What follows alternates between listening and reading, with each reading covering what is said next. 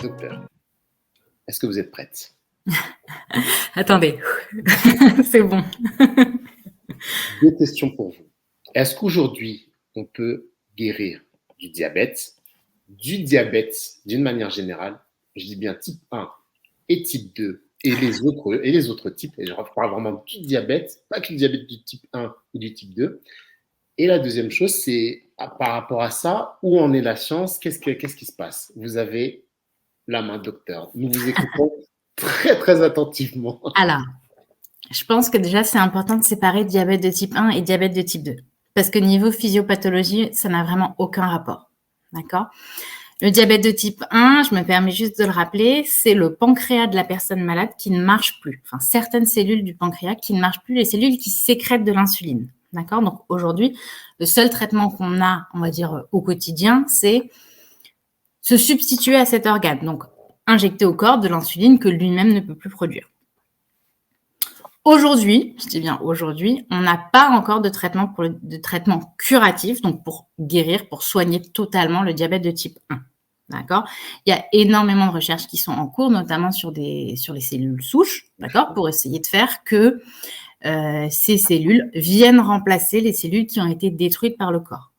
D'accord? Le problème, c'est qu'il faudrait aussi, il faut annihiler les anticorps qui sont venus détruire ces cellules, pour que si on remet ces cellules, les anticorps ne reviennent pas à nouveau les détruire. D'accord? Donc, il faut travailler sur les deux et remplacer les cellules qui ont été détruites et éviter que les nouvelles cellules soient détruites.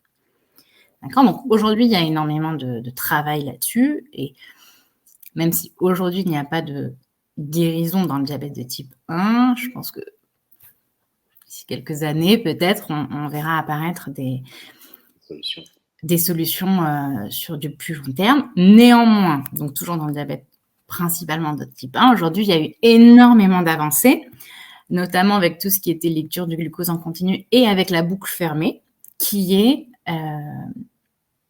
vraiment un traitement intéressant. Donc, c'est une pompe, en fait, à insuline qui est connectée à la glycémie en continu du patient.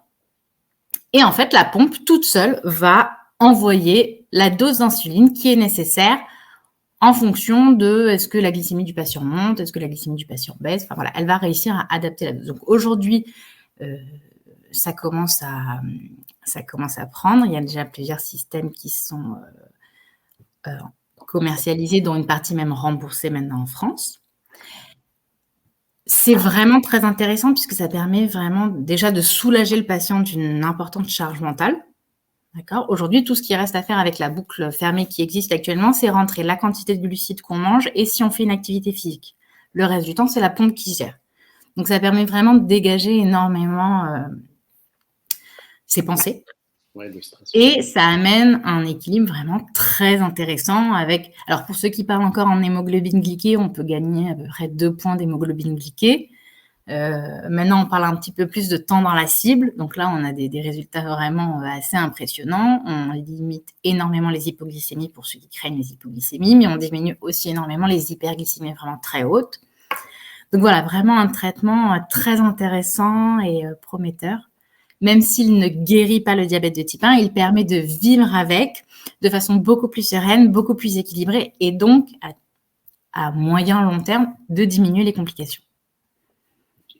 Puisqu'on sait que, en fait, tout ce qu'on cherche à faire, pourquoi on veut équilibrer un diabète? Pour éviter qu'il se complique. C'est ça l'objectif. Pour que la personne vive le mieux possible, le plus longtemps possible, sans être gênée au niveau du cœur, au niveau des pieds, au niveau des reins, tout ça, des yeux. D'accord? Donc, voilà, équilibrer le diabète de type 1, c'est déjà une première étape. Le diabète de type 2, et on va dire le diabète métabolique, d'accord? Donc, de façon plus générale, les diabètes qui vont être liés à un problème d'insulinorésistance. Donc, ça veut dire que le patient, lui, il sécrète encore de l'insuline, d'accord? Et souvent, il en sécrète beaucoup.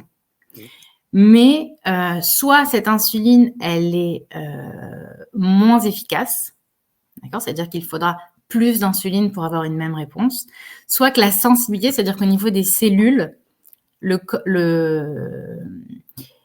cellules reconnaissent moins bien l'insuline. D'accord? Donc, c'est plein de petits mécanismes différents, mais on peut dire que tout ça, c'est du diabète de type 2. D'accord, je simplifie un petit peu, mais voilà, on va dire que c'est du diabète de type 2. D'accord. Alors, pour le diabète de type 2, là, la réponse est beaucoup plus nuancée. C'est-à-dire, on sait aujourd'hui qu'une perte de poids importante peut amener à la rémission d'un diabète. D'accord? Typiquement avec la chirurgie bariatrique. Donc, la chirurgie bariatrique, c'est tout ce qui va être la chirurgie de l'obésité.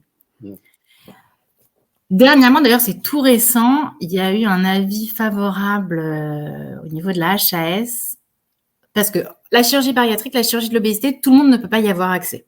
Oui, bien sûr.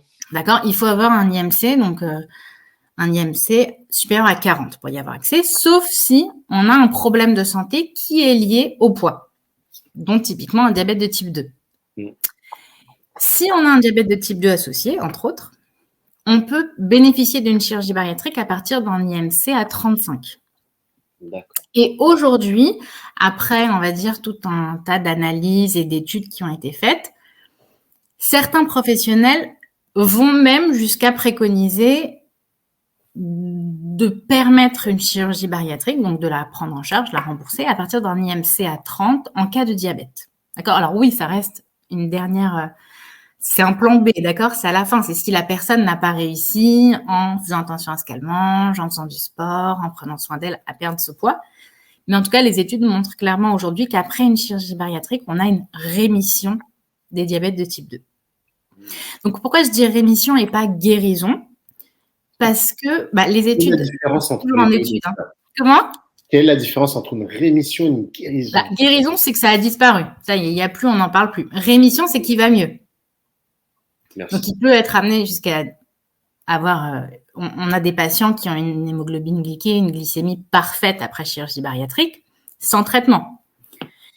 Mais ce qu'on sait aujourd'hui, c'est qu'avec le temps, une partie de ces patients vont redévelopper un diabète.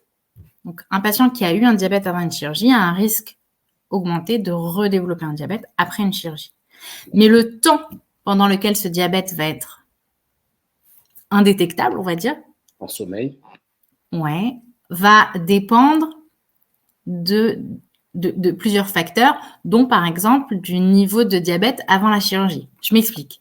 Si quelqu'un a décidé de se faire opérer d'une chirurgie bariatrique alors qu'on venait de lui découvrir un petit diabète, d'accord, donc il n'était par exemple que sous metformine et mesure hygiéno-diététique, on sait que le temps après la chirurgie pendant lequel il n'aura pas de diabète sera beaucoup plus long que si le patient qui se fait opérer était déjà insulino-requérant. C'est-à-dire un diabète de type 2 où on a essayé plein de thérapeutiques, ça ne marchait pas, on a été jusqu'à mettre de l'insuline. Et après tout ça, il se dit, bon, finalement, je vais me faire opérer. On sait que là, le diabète est amélioré pendant une période plus courte. D'accord?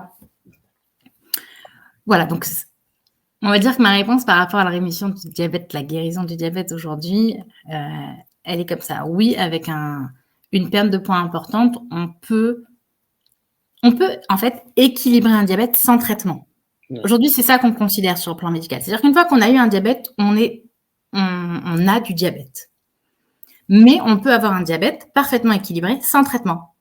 Ou avec un traitement juste par mesure hygiéno-diététique. Donc, par le mode de vie, notre mode de vie sain peut, dans certains cas, permettre d'équilibrer son diabète sans avoir besoin de traitement associé. Après, je veux pas non plus que mon discours culpabilise certains patients. C'est-à-dire que c'est pas parce que on peut obtenir ces résultats que tout le monde devrait les obtenir. Moi, je dis souvent aux gens, il y a des moments où on a envie de s'investir à 150% dans sa prise en charge, c'est-à-dire qu'on a envie de faire du sport, on a envie de manger équilibré, de se faire à manger des petits plats, qu'on se sent bien dans sa tête, qu'on est bien au travail, qu'on dort bien, et tant mieux. Et dans ce cas-là, on y va. Et moi, même si je peux, parfois, je baisse les traitements des patients en disant, allez-y, on y va. Au moins, on ne prendra pas de risque de faire des hypoglycémies. Mais parfois, on n'a pas envie. On a la tête ailleurs. On a des problèmes au travail. On a eu un décès. On a plein de choses qui font que c'est pas le moment. Le diabète, c'est juste une prise de tête. Et dans ce cas-là, les médicaments viennent aider. D'accord ? C'est pas une punition de prendre des médicaments. C'est un soutien, c'est une aide. L'objectif étant que le diabète soit équilibré. Pour éviter les complications. Donc, à la limite, la seule chose, on va dire, où le patient ne doit s'en prendre qu'à lui-même, c'est s'il refuse de se prendre en charge de façon générale, ni avec les médicaments, ni avec l'hygiène de vie. Là, c'est la seule chose où ça dépend que de lui. Mais pour le reste, on peut l'aider.